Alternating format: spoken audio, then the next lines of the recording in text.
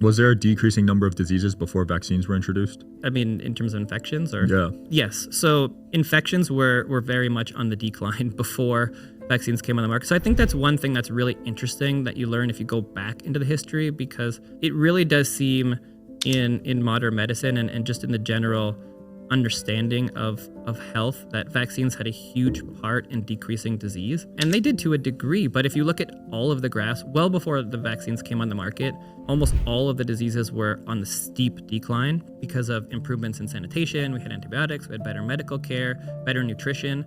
And so almost all of the death from some of these infections was decreased before vaccines. Now, there were certainly a lot of infections from some of these diseases, and so vaccines were that last push to knock them down, I think, from based on what I've seen in the graphs, and they certainly decreased morbidity and complications from some of these diseases. But the death rate was near zero on a lot of these diseases before vaccines hit the market, or certainly were much, much, much lower than they were in like the 1800s. That is fascinating.